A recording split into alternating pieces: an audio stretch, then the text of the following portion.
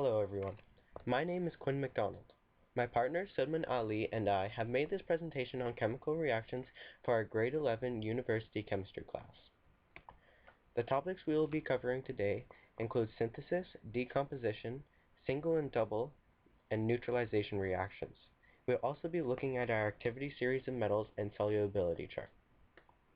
As a preface to our lesson, for the purpose of this video, you'll need to be aware that chemical equations need to be balanced, and that Hofbrinkel applies so that any of those elements cannot exist as one. Our first type of reaction is synthesis reaction. The general formula for a synthesis reaction is A plus B is equal to AB. Synthesis appears in two major forms. These forms are a metallic oxide with water, which produces a base. For example, we have calcium oxide plus water, H2O, creates calcium hydroxide. And our other kind is non-metallic oxide with water, produces an acid, such as sulfur trioxide and water create sulfuric acid. We have two practice synthesis questions. We have water and carbon dioxide, H2O plus CO2, and magnesium oxide and water, H2O plus MgO.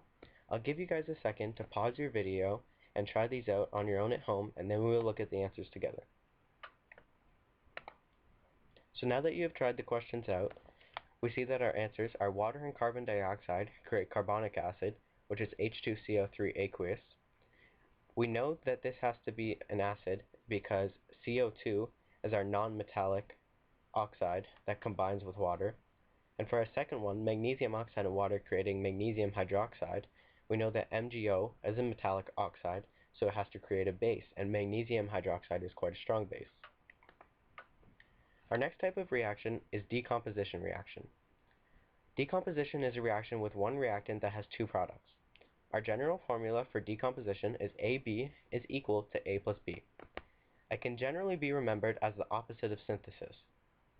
Note that for these types of reactions, a catalyst is required.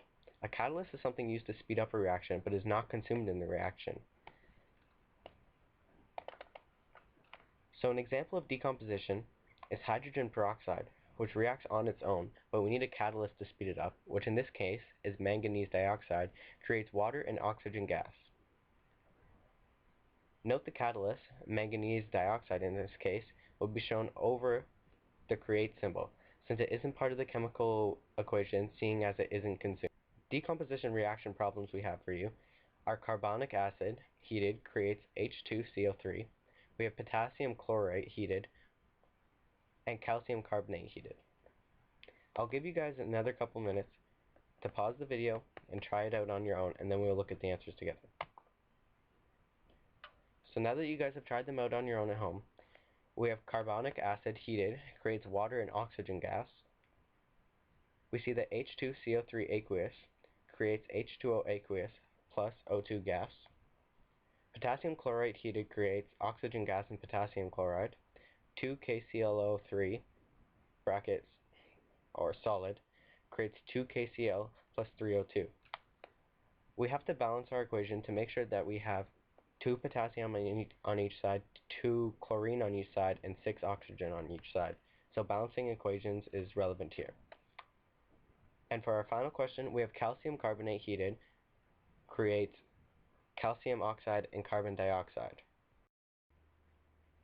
Next we will have Sudman going over the rest of our topics. Single displacement and double displacement.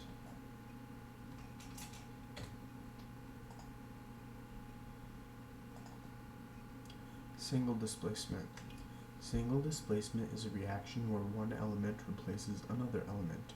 The general equation of this reaction is AB plus C changes into AC plus B. Things you may need to remember. Any nonmetal that is a part of Hofbrinkel has to satisfy Hofbrinkel if it is by itself in the equation. For example, fluorine gas is by itself, so fluorine becomes fluorine gas, and it is added to potassium iodide, so it will displace iodine. So fluorine gas plus potassium iodide changes into potassium fluoride plus iodine gas. Since iodine is now by itself, it has to become iodine gas because it is a part of Hofbrinkel. And don't forget to balance both sides of the equation. No reaction. This is when an element tries to replace another element, but the reaction does not take place. This is because the element that is trying to replace is weaker than the element that is being replaced. To determine if an element is strong enough, we look at an activity series. Activity series indicates that an element will replace another element only if it is higher on the activity series than the element that is being replaced. Now, this is an activity series chart. On the left, we see an activity series chart for metals, and on the right, we see one for the halogens. Lithium is the most reactive out of all the metals, so it is at the top of the activity series. So lithium can replace any of the other elements beneath it in a single displacement equation, but potassium cannot replace lithium because it is weaker than lithium, so there will be no reaction if potassium tries to replace lithium. And the same goes for the halogens. Now here are a few examples. Pause the video now, try these examples, and then play the video and I will show you the answers. Here are the answers. Zinc plus copper sulfate changes into zinc sulfate plus copper. Second answer. Sodium plus hydrochloric acid changes into sodium chloride plus hydrogen gas. Third answer. Lithium plus sodium chloride changes into lithium chloride plus sodium. Fourth answer. Aluminum plus magnesium chloride changes into, well, aluminum plus magnesium chloride has no reaction. Double displacement. Double displacement is a reaction where two compounds break apart and combine to form two new compounds. The general equation of this reaction is AB plus CD changes into AC plus BD.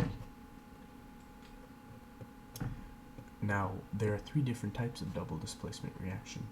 The first one is called the precipitate reaction. A reaction will occur if two reactants that are dissolved in water change into a compound dissolved in water and a compound that is a solid. This reaction is called a precipitate. It will look like AQ plus AQ changes into AQ plus solid. An example of this is silver nitrate plus sodium chloride changes into silver chloride and sodium nitrate. No reaction. In double displacement, no reaction will occur if both reactants are dissolved in water and the solution is and the final solution, or the products, is also dissolved in water. So there is no visible reaction. It will look like aqueous plus aqueous changes into aqueous plus aqueous. There's no reaction because there is no precipitate. So you may wonder, how would you know if there is a reaction or not? Now, to know if there is a reaction in double displacement reaction, you would look at a solubility chart. So the solubility chart on the right is on the Angel website. Also, anything with nitrate or an alkali metal is soluble. On to the second type of double displacement reaction, a neutralization reaction. This type of reaction occurs when we have an acid and a base that react with each other to form water and a water-soluble compound. The general equations look like acid plus base change into salt or ionic salt plus water. Examples are H2SO4 plus ammonium hydroxide change into ammonium sulfate plus H2O. Now, the last of the three different types of double displacement reactions that produce a gas. In this reaction, the result of the first double displacement is so unstable that it will go through another reaction This second reaction will produce a compound that can be broken down to form a gas and water. In the end, it will end up with three products. An example is sodium carbonate plus hydrochloric acid change into sodium chloride and carbonic acid. Now, carbonic acid is very unstable and it can be broken down to form CO2 gas and water. So it would look like carbonic acid changes into CO2 gas plus hydrogen plus water. Now the overall equation would look like sodium carbonate plus hydrochloric acid changes into sodium chloride plus H2CO3, so plus carbonic acid, and then carbonic acid changes into CO2 gas and water. Now we cross this out here and we would never include the H2CO3 or carbonic acid in our final equation, but we just put it here to show our work. The final equation would be sodium carbonate plus hydrochloric acid changes into sodium chloride plus CO2 gas plus water. Now here are some examples of double displacement reactions. Now pause the video here and then play it again when you have answered these answers. The first answer is ammonium chloride plus sodium hydroxide changes into sodium chloride plus ammonium hydroxide. Now ammonium hydroxide can be broken down into nitrate plus water. So the final equation is ammonium chloride plus sodium hydroxide changes into sodium chloride plus nitrate plus water. Answer 2. Hydrochloric acid plus sodium hydroxide changes into sodium chloride plus water. Third one, ammonium chloride plus zinc sulfate has no reaction. Potassium carbonate plus copper sulfate changes into potassium sulfate plus copper carbonate. And with those last few examples from Sudman, this concludes our presentation.